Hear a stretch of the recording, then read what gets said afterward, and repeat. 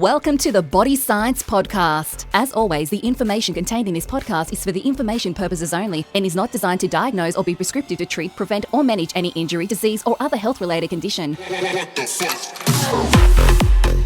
Welcome to Body Science HQ, the world of fit, happy, healthy. Today we're going to talk about, it's 2024, and we're going to talk about diets, Mark. Probably Diets something as a dietitian you get a little nervous about talking about because you have a way you've been trained. Yeah. Then there's a way that the world works. Yeah. And before we step forward, we should put out that you are a dietitian. You've worked in the clinical applications in that space. You've jumped to the dark side and you're in a sports nutrition brand now, which I love. But mate, we're going to have a chat about, and look, these are all things that come through our reception, like they come through our customer service. And we've been asked questions about recently the keto diet, carnivore, juice only, intermittent fasting. So what I want to do with you today, like it is, well, it's the new year. Everyone's out there trying to go, how do I change where I am? You know, like 31 December, we think we can magically say I'm going to change something. We all do. And someone myself who's probably holding a good, well, I just got the look, okay, I'll be honest, 20 kilos more than I should. Would have liked to have said 10, but being honest, 20 more. I'm probably going to do the same thing. Enjoy Christmas to go. I need to go on a diet. Terrible word, because what's the first three letters of diet is die. But what I want to do with you is I want to go through, and if we can unstrap the true dietitian here and talk about the pros and cons of each. I think this would be a great place for us to talk. Are you comfortable doing that? Yeah, sure. Cool. Let's start with the big one, the low carb, high fat diet, keto.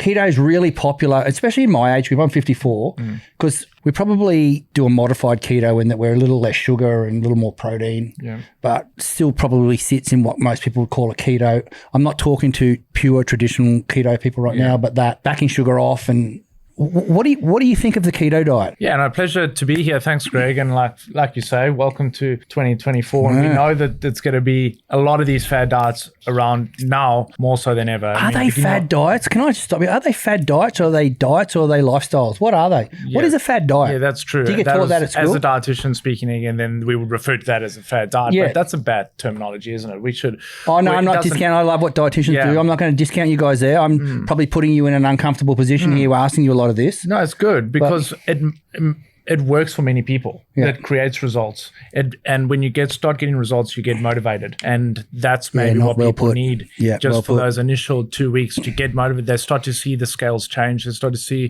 different look. When they look in the mirror, get some compliments. That goes a long way. And so maybe that's kickstarted some results. A lifestyle change. Gets them going. And it's a lifestyle change. So there's definitely a place for these. Yep. You know, it's not so catchy or exciting or motivating for people to just simply say, hey, follow a balanced, healthy diet and eat more protein does that mean? And eat more vegetables. And also it's maybe too vague and complicating. So this gives down some laws, some stipulations. It is a bit catchy and it gets things started. So there's definitely room for it. So can I ask you a question? If someone who's stood on stage and won a world championship at in bodybuilding events, in the figure, but in that bodybuilding events, have you ever done a keto diet? No. The thing is, I've also never tried to label what I'm following. Yep. So potentially I've followed phases of a keto diet without knowingly labeling it as, oh, I'm on a keto diet. I mean, many of these concepts around, for sure, leading into competition, leading into photo shoots,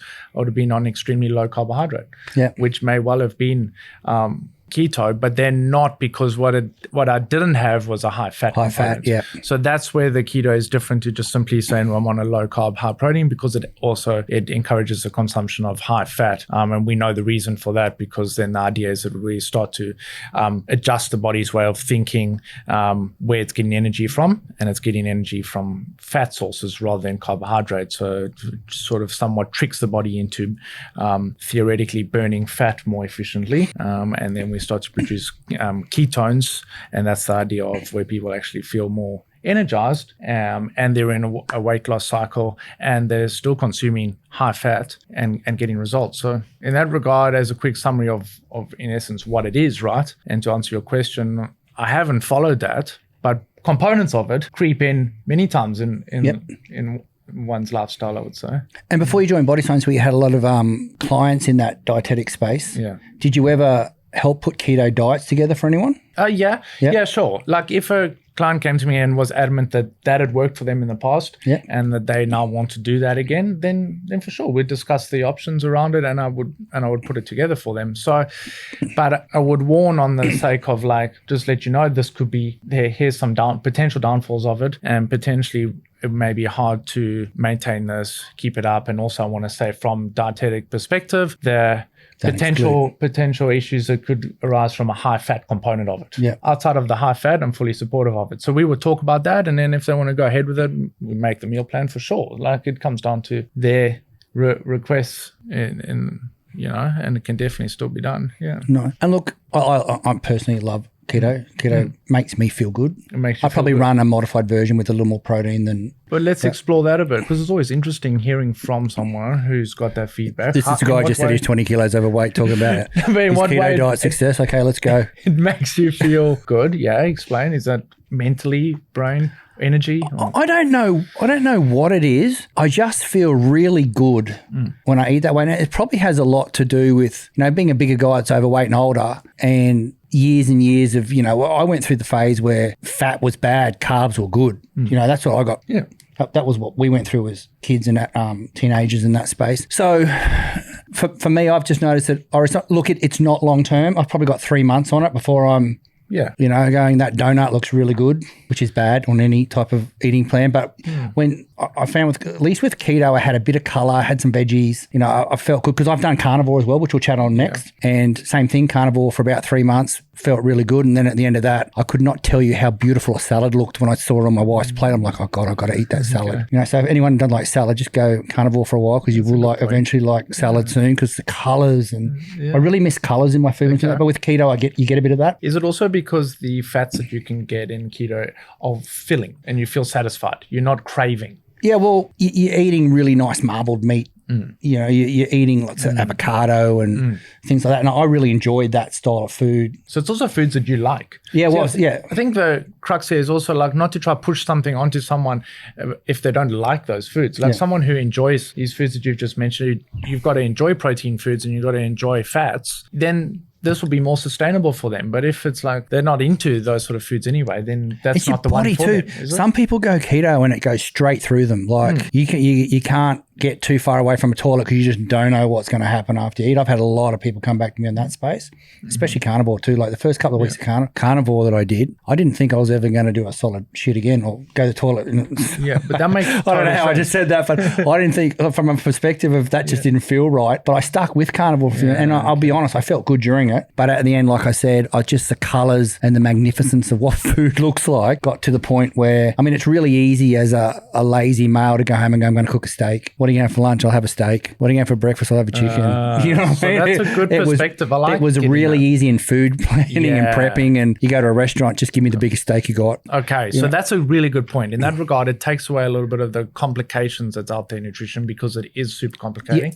So it's like, okay, I know I can eat and I know what I can't. So it helps you stick Carnivore to was really simple in that space. Like that's as simple as it gets. Let's chat I couldn't do the livers and stuff. Not my dad used to put that on toast for me as a kid. I can't do that type of thing. But in the basics around, and I was still taking a multivitamin when I went carnivore. Good. Like I won't say I went true, eating all the organs to get that. I supplemented that space. Yeah, that's a good idea. But from carnivore, people mightn't think so, but for me, I did get worried after a few months on carnivore as to what was I actually doing to my gut, like internally. Would you feel like it's having to work really hard to digest and break down, and you're putting a lot of pressure on? Well, at first, it was really upset for quite a while. Like after about 14 days, I think it was, a couple of weeks. I don't know what it's a while ago since I did it. But just angry pants. Is that a good way to put it? I know I said the word shit before, but angry pants was a good way to put it. Same thing on this diet. Like my gut did weird stuff. Then as I'd been on it for a while, I don't know. You start thinking, what is happening internally inside my gut when I'm just eating meat? Because, there's so many things, prebiotics, probiotics. So there's so many things in that space to make you, and I'm not an expert on gut, but you would be a lot more than me. But what would you say would be some of the things that may not be an issue, but as a dietitian, you'd be concerned about in relation to gut health around carnivore? Yeah, absolutely. Be concerned about whether we get enough fiber. Yep. So if we're having carnivore and keto for that instance, we're not getting the suitable recommended amounts of fiber, which is meant to help with bowel movements, which is meant to, potentially correlated with lower cholesterol, lower blood pressure. So good health markers. And obviously fiber comes from these good carbohydrates, whole grain options, oats, of course. So then you take away oats, you take away fruit, starchy vegetables like potato. Is that going to be tricky then on your bowel movements for one?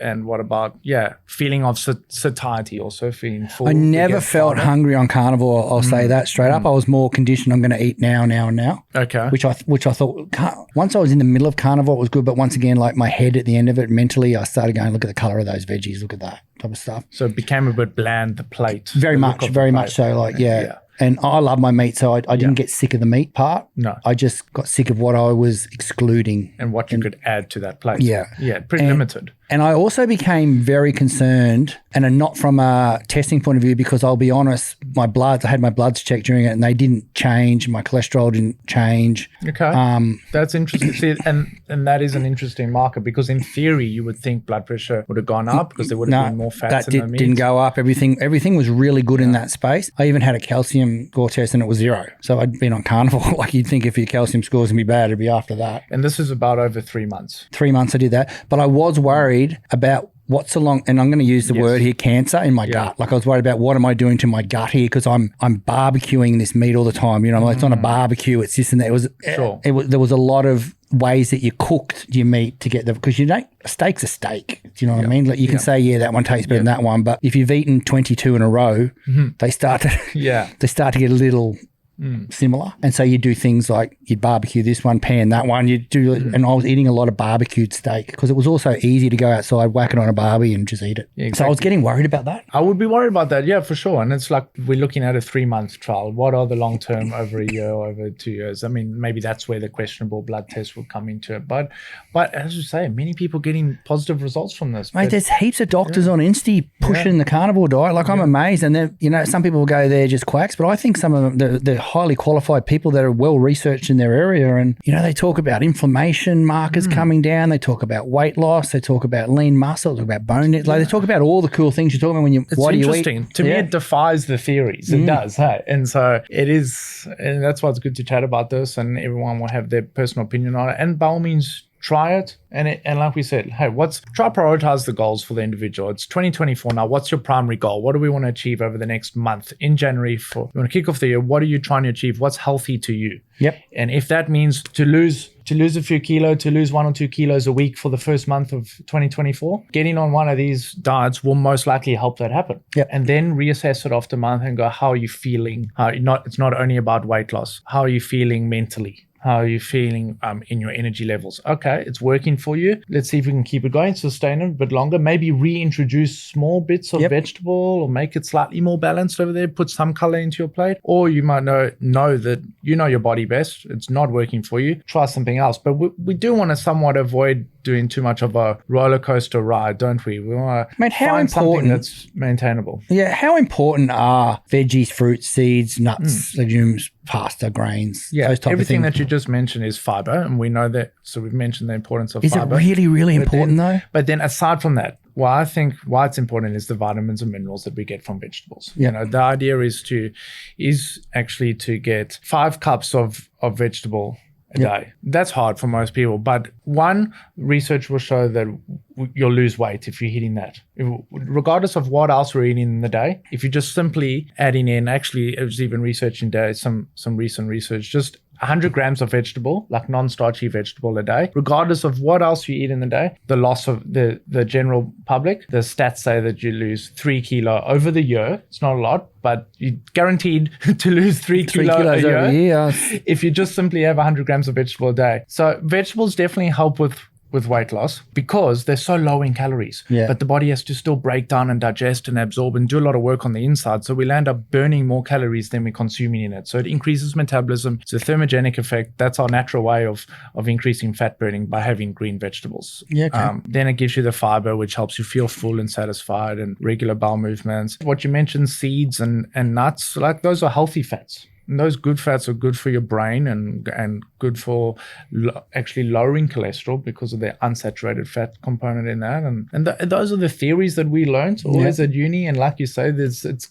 topical now and coming out to be almost opposite of that, where somewhat the saturated fats are getting in more positive. But, I'm still of that stance as the unsaturated fats, which we get from plant-based fats and plant-based oils rather than animal-based fats. That's what actually helps us balance out our cholesterol and blood pressure. Yeah, okay. This podcast is brought to you by the new BSc Energy. Need a boost? You want that 160 megs of caffeine, 100% sugar-free, 3 flavors, Ice Blast, Berry Burst, Lime Crush. BSc Energy is your answer. Whether you're looking to crush a can or crush a workout, Mark. Raise the bar, raise the can. Boom. Hey, one came through the other day about the juice-only diet. Like, we make a greens formula. Okay, and I think the question was, can I drink your greens formula if I'm on the juice-only diet?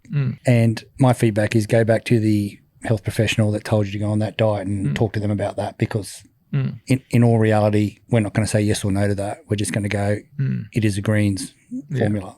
Like that's what it is. But since we've got it there, the juice-only diet, what do you reckon? Something just short and brief. Maybe you've had a big weekend. Maybe you had a big festive season, and you actually know that you need to detox the body. You just need something for 2-3 days. You've overeaten. You feel lethargic, and something that's going to be light on your digestive system and actually just open up your bowels and just start fresh. So it's something that many of us will do now to start the year off, I would say, like something. But that's not a weight loss. That's just a detox, isn't it? I would call it a detox. It's just a quick reset detox. Typically, the scales will come down, but it might just simply be balancing back to where you were. I don't think it's something that we should be doing for any longer than 3-4 days. What do you think? Well, the next one I'm going to talk to you about is intermittent fasting. So we're probably going to hit the same type of story here in that space. Mate, look, I'm not the expert in this space, and I have tried a lot of diets and things. I've never done a juice diet, to be really honest with you, because I'm probably not a real juice fan. But that's a good point again. You've got to be a fan of what you're trying. You've got to be a fan too. And if it doesn't excite you, then don't force yourself into it, because you definitely won't be able to keep it up. I don't know a lot about the juice diet. Like, is someone just having orange juice every day, or are they mixing all their juices up and getting a lot of variety in that space? That will specifically go, here's your 5 juices to have for the day, and it's mixed vegetable one and fruit one, and it's ready-made. So it's veggie juices as well and stuff. Okay. Yes, or it could just be yourself at home deciding that I'm going to blend up different vegetables and fruits, and I'm going to have 3 of them a day. That's going to be my breakfast, lunch, dinner. It's just going to be liquid diet, in the form of, and there's still going to be calories because of the fruit. What about the high levels of fructose? Is that a problem? Yeah, that's going to be, if again, that's a good point. Are you going to be more vegetable based in your juice dough or more fruit based? I think most of them are a mixture of both. So therefore, you're going to be getting a fair bit of fructose from the fruit, because you got to crush a lot of fruit to get a cup of fruit juice, don't you? Yeah. So with the recommendation being 2 fruits a day in general, we're going to be having a lot more than 2 fruits in there. So the fructose sugar is going to be pretty high, actually. So probably within the juice diet, probably thing you're not hitting is your protein macros. You're probably getting all the other stuff, it's very low fat, obviously, 0 fat. Yes, but not getting the protein. Yeah, we would like to rather just supplement that a bit with some protein powder in there, wouldn't we? Since we're going to be drinking calories, might as well get some protein in. There goes a new diet for 24, the protein powder and juice-only diet. Well, that one. Mate, intermittent fasting, like that's something that has a lot of diehards, probably as many as in the carnivore diet these days. Are you a fan? So I'm 54. I've got some mates who live by it. Like they'll do 2 days of fasting a week. And they look really good. But I also look at their physique and I go, okay, you look like you've lost a lot of muscle bulk. Yeah. And I understand the intermittent fasting is about letting the organs relax and less stressed. And there's a lot of other things where that's a really simple, dumb way to say it. No. But I also worry about the muscle. Like muscle is the king as you get older, if you ask me. Yeah. I think you summarized it perfectly, but I do like it. Do you fast? Yeah. But are you a 16-8 daily, or are you a every couple of days person? No. Yeah. Nothing structured. Again, nothing labeled around it. Just simply trying to listen to my body and understand when I feel like potentially feeling a bit heavy. So without having a structured how many hours or exactly how many calories I want to consume that day or reduce, it's just about, well, I've been a bit heavy, so how about skip breakfast, skip morning tea, skip lunch, and by the time I get to afternoon tea or dinner, Yeah. I'm feeling a little bit better, and I'm going to eat then. But then the key is not to overeat to try and make up for all the calories that I just missed out on, because then you defeated the purpose. Like, it's understanding that it is going to be a lighter day. I want to consume less food today because I want to kind of reset the body and feel better. So just control. And I think that's the downfall potentially, that after a fast or an intermittent fast, we'll end up overeating. So it's just about being careful to not overconsume. But by all means, go like once a week, intermittent fast. And for me, the individual interpretation of that is just brief, short, however many hours you want to make it fit your lifestyle so that you feel better. It might be one day, or it might just be the morning half of the day, but it's a shock to the body. It's something that your body wasn't expecting. So it's something new, and that might just shock it into some more potential fat burning, or it might just give you more energy. But I think that that's a good way of doing it. Not necessarily to have it planned, but it's that shock surprise treatment, and then go back to your balance after that. Okay. It's New Year. Let's not talk about you because you're not normal. Let's as in you stay in condition most of the year without having to do ridiculously stupid things like a lot of us do.